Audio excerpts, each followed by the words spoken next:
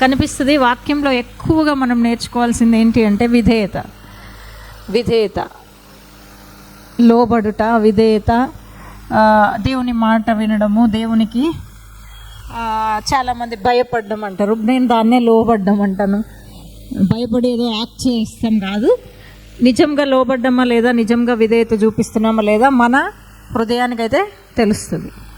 బయట వారికి చూపించడం భయం, అమ్మో నేను భయపడుతున్న తల్లిదండ్రులు కానీ చాలామంది పిల్లలు అంటారు. కానీ బయటికి వెళ్ళినాక ఏం చేస్తారు, వాళ్ళ ఇష్టానుసారంగా ఉంటారు. అంటే ఎదురుగా మాత్రమే భయం కాదు, దేవునికి కూడా మనం ఎదురుగా మాత్రమే భయపడడం మాత్రమే కాదు, కానీ దేవుడు 24 గంటలు 24/7 మనల్ని పరిశోధించే దేవుడని, ఎప్పుడూ ఆయనకు విధేయత చూపిస్తూ లోబడుతూ మనం ఉండాలనేది దేవుని యొక్క ఆశ. అయితే ప్రతి ఒక్కరు ఇప్పుడు ఈ మాట మాట్లాడుతుండగా ఇక్కడ ఉన్న ప్రతి ఒక్కరు ఏమనుకుంటారంటే, నేను ఆల్రెడీ విధేయతగా ఉన్నాను కదా, నేను లోబడ్డాను కదా, నేను విధేయత కలిగే ఉన్నాను, అందుకే కదా సంఘానికి వచ్చాను. లేదా చూడు చాలామంది రాలేదు, నేను కూడా రాకపోవచ్చు కదా, కానీ నేను వచ్చానంటే నేను విధేయత చూపిస్తున్నట్టే అని అనుకుంటున్నావా? అనుకుంటే కనుక అది నీ స్వనీతి అవుతుంది. హల్లెలూయా, నీ స్వనీతి అది. కానీ దేవునికి ఇష్టమైన నీతి మనం చేస్తున్నట్టు కాదు. ఎవరు రాలేదు, వారిని విధేయత చూపడంలో నేను వచ్చినంత మాత్రాన విధేయత చూపుతున్నానంటే అది కరెక్ట్ కాదు. ఎందుకంటే దేవుడు మనకి ప్రతి ఒక్కరికి ఒక్కొక్క పని ఇచ్చి ఉన్నాడు. తల్లి గర్భంలో రూపింపబడక మునిపే ఆయన మనల్ని ఎన్నుకుని ఏర్పరచుకుని మనల్ని ప్రత్యేకపరిచి ఈ లోకం నుంచి మనల్ని వేరుపరిచి ఒక్కొక్కరికి ఒక్కొక్క అభిషేకము, ఒక్కొక్కరికి ఒక్కొక్క పని అప్పచెప్పి ఉన్నాడు. నువ్వు ఎన్నుకొనబడిన వాడువు, నీవు దేవుని చేత ఎన్నుకునబడిన నీవు, దేవుడు నిన్ను ఎందుకు ఎన్నుకున్నాడు అని గ్రహించి ఆ యొక్క మార్గంలో నడవడమే విధేయత. హల్లెలూయా. అంతేగాని దేవుడు ఒక రీతిగా మనల్ని ఎన్నుకుంటే మనం ఇంకో రీతిలో నడుస్తూ నేను దేవునికి సంఘానికి వెళ్తున్నా, దేవునికి లోబడుతున్నా అంటే అది తప్పు. దేవుడు నిన్ను ఒక పరిచారకునిగా ఎంచుకున్నాడా, ఒక గాన పరిచర్యలో ఎంచుకున్నాడా, ఒక ఇవాంజలిస్ట్గా ఎంచుకున్నాడా, ఒక ప్రవక్తగా ఎంచుకున్నాడా, ఒక హీలింగ్ కోసం ఎంచుకున్నాడా, ఒక విడుదల కోసం ఎంచుకున్నాడా, దేవుడు ఎందుకోసం సువార్తకునిగా అప్పచెప్పాడా పని, ఏవే విషయాల్లో దేవుడు ఎన్నుకున్నాడో దాన్ని గమనించి దానికోసం లోబడ్డం అనేది ముఖ్యం. అంతేగాని మన ఇష్టానుసారంగా మనం చేస్తూ, మనకి నచ్చినది మనం చేస్తూ, అది దేవుడు చెప్పాడని కొంతమంది దాన్ని ఏమంటారు, మనం మన ఇష్టానుసారంగా మనం చేస్తూ దేవుడు చెప్పాడని అనుకుంటూ ఒక అపోహలో బ్రతికేస్తాం. కాదు, ఫస్ట్ దేవుడు మన కోసమై ఏం అనుకుంటున్నాడు, దేవుడు మన కోసమై ఏ ప్రణాళిక నిర్ణయించున్నాడు, ఆయన మనల్ని ఏం చేయమంటున్నాడు, ఏం చేయొద్దు అంటున్నాడు, what to do, what not to do, ఇంకా దానికోసం ఏ విధంగా నేను ప్రిపేర్ అవ్వమంటున్నాడు. ఎవరు కూడా చూడండి, ఈరోజు మనము ఈ భూమి మీద ప్రపంచవ్యాప్తంగా బిలియనియర్స్ అంటాం. ఒక్క రోజులో ఒక్క రాత్రిలో అయిపోరు కదా. దానికి చాలా కష్టము ఉండొచ్చు, నష్టము ఉండొచ్చు, ఇబ్బంది ఉండొచ్చు, నిద్రలేని రాత్రులు గడపవచ్చు, అనేకమైన ఉంటాయి, పోరాటం ఉండొచ్చు, ప్రిపరేషన్ అనేది ఉంటుంది ప్రతిదానికి. సో ఈ దేవుని పనిలో లోకపు విషయాలకే అంత ప్రిపరేషన్ ఉంటే, ఈ దేవుని విషయంలో ఆయన వాక్యం కానీ, ఆయన యొక్క సన్నిధి కానీ, ఆయన సంఘానికి రావడం కానీ, ఇవన్నిట్లో కూడా లోబడము, ప్రణాళిక తెలుసుకోవడం ఇంకెంత ముఖ్యం కదా, చాలా ముఖ్యం. ఈరోజు మన జీవితంలో ఏదైనా జరగడంలో, ఏదైనా మనం పొందుకోవట్లేదు అంటే మేబీ ఇంకా ఎక్కడో దేవునికి విధేయత చూపట్లేదేమో. మనము ఈ వాక్యం ద్వారా దేవుడు మనకి నేర్పించును గాక. హల్లెలూయా. కొన్ని ఆశీర్వాదాలకి చిన్న చిన్న విషయాలే అడ్డుగా ఉంటాయి, బ్లాకేజెస్గా ఉంటాయి. అవి ఆ చిన్న విషయమే ఆ బ్లాకేజ్ పెద్ద ఎరికో కూడా లాగా కనిపిస్తుంది, మనకి పెద్ద ఎర్ర సముద్రం లాగా కనిపిస్తుంది. కానీ ఆ చిన్న విషయాన్ని మనం విడిచిపెట్టగలిగితే దేవుని సన్నిధిలో అద్భుతాలని దగ్గరికి పరిగెత్తుకొని వస్తాయి. హల్లెలూయా, హల్లెలూయా. నిర్గమకాండము 5వ అధ్యాయంలో మనం చూస్తే, నిర్గమకాండం అంతా ఇశ్రాయేలీయులని ప్రభువు చిత్తానుసారముగా, దేవుని యొక్క ఇష్టానుసారంగా వారిని ఆ కఠిన దాస్యత్వంలో నుంచి విడిపించాలని దేవుడు ఆశ కలిగి వారిని అక్కడి నుంచి, ఐగుప్తులో నుంచి ఆయన ఏర్పరిచిన, ఆయన వారి కోసము ఇచ్చిన పాలు తేనెలు ప్రవహించు దేశంలోనికి వారిని నడిపించడం అనేది నిర్గమకాండం అంతా మనం చూస్తాం.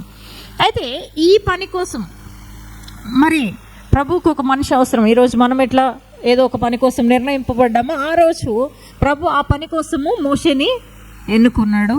మోషేని ఎన్నుకున్నప్పుడు మనందరికీ తెలిసిందే, మోషే రకరకాలుగా నేను వెళ్ళలేను కదా, నేను ఇది కదా, నాకు నోటి మాంద్యం ఉంది కదా, నేను ఇట్లా కదా అట్లా కదా అన్నప్పుడు ప్రతిదానికి దేవుడు జవాబిచ్చి మోషేని సిద్ధపరుస్తాడు. తర్వాత మోషే అక్కడికి వెళ్ళాడు, ఫరో దగ్గరికి, ఐగుప్తు ప్రాంతానికి మోషే వెళ్ళాడు. వెళ్ళిన తర్వాత 5వ అధ్యాయంలో 23వ వచనం మనం చూస్తే అక్కడ ఏమని రాయబడి ఉంటుందంటే, ఒక్కసారి చదువుదాం. 5వ అధ్యాయం 23వ వచనం. నేను నీ పేరిట మాట్లాడినను ఫరో యొద్దకు వచ్చినప్పటి నుండి అతడు నీ జనులకు కీడే చేయుచున్నాడు, ఈ జనులను నీవు విడిపింపలేదు అని ఎవరితో మాట్లాడుతున్నాడు? తనను ఎన్నుకొని, తనను ఏర్పరచుకొని, తనని పంపిన ఆ దేవునితో మాట్లాడుతున్నట్టుగా ఇక్కడ రాయబడింది. నీ పేరట నన్ను పంపించావు కదా, నీ పేరట నేను ఫరో దగ్గరికి వెళ్ళాను కదా, నీ పేరట నేను ఫరో దగ్గరికి వెళ్ళి నువ్వు మాట్లాడమన్నట్టుగా మాట్లాడాను కదా, మాట్లాడినప్పటికీ ఫరో నా మాట వినట్లేదు. అయితే నీవు నన్ను పంపినాక నేను ఫరోతో మాట్లాడిన తర్వాత ఫరో ఏం చేశాడంట? ఇంకా ఎక్కువ కీడు ఇశ్రాయేల్ ప్రజలకు, ఇంకా కఠిన దాస్యత్వం అంట. అంతకు మునుపు ఉదాహరణకు మనం ఇప్పుడు అంటాం ఆఫీసుల్లో 10 గంటలు పని చేయించేవారు అనుకో, ఇప్పుడు 15 గంటలు పని చేపిస్తున్నాడు మోషే వచ్చినాక. దేవుని పేరట వచ్చాడు మోషే. ఎట్లా వచ్చాడు? దేవుని పేరట వచ్చాడు మోషే. దేవుని పేరట వచ్చిన తర్వాత వీళ్ళు 15 గంటలు పని చేస్తున్నారు అన్నట్టు. ఉదాహరణకి ఇంకా ఎక్కువ కీడు చేస్తున్నాడు కదా నీ పిల్లలకి, ఇశ్రాయేల్ ప్రజలకి. నీవు ఇప్పటి వరకు వారిని విడిపింపలేదు. ఎంత ధైర్యంగా అంటున్నాడు దేవుడిని. అంటున్నాడు ఏమంటున్నాడంటే, అయ్యా నీ పేరట నన్ను పంపించావు కరెక్టే, నువ్వు వెళ్ళమన్నావు, నేను వెళ్ళా, ఫరోతో మాట్లాడమన్నావు, మాట్లాడా, కానీ అతను నీ ప్రజలకు ఇంకెక్కువ కీడు చేస్తున్నాడే. మరి అట్లా ఇంకా ఎక్కువ కీడు చేస్తున్నప్పుడు కూడా నువ్వు రాలేదు, నువ్వు విడిపించలేదు. ఇదే ప్రశ్న మనందరిలో కూడా ఉంది కదా, లేదంటారా? నేను ఎంతో చేస్తున్నా కదా ప్రభా నీ కోసం, అయ్యా నేను అనేకమైన ఉపవాసాలు చేశా, అనేక నిద్రలేని రాత్రులు గడిపా ప్రభా నీ కోసం, అంత దూరం వెళ్ళా, ఇంత దూరం వెళ్ళా ప్రభా నీ కోసం, సమస్తం వదిలేసా, ఇంకా నాకు కీడే ఎందుకు జరుగుతుంది ప్రభా, ఇంకా నువ్వు నన్ను ఎందుకు విడిపించట్లే, ఇంకా నేను ఐగుప్తు వంటి పరిస్థితి ఎందుకు చూస్తున్నా, ఇంకా నా జీవితంలో ఫరోని ఎందుకు ఎదుర్కొంటున్నా, ఇంకా నా జీవితంలో ఎరికో కూడా ఎందుకు వెళ్ళిపోలే, ఎర్ర సముద్రాన్ని నేను ఎందుకు దాటలేకపోతున్నా.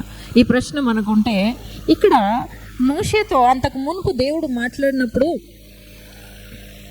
దేవుడు మోషేకు ఒక సమయాన్ని చెప్పలే. మోషేతో ఏమన్నాడంటే, నువ్వు వెళ్ళు, ఫరోతో మాట్లాడు, నువ్వు మాట్లాడుతున్న కొలది అతని హృదయాన్ని నేను కఠినపరుస్తా అని చెప్పాడు. ఈ మాట మోషే అర్థం చేసుకోలేదేమో అనిపిస్తుంది. ఏమంటున్నాడు?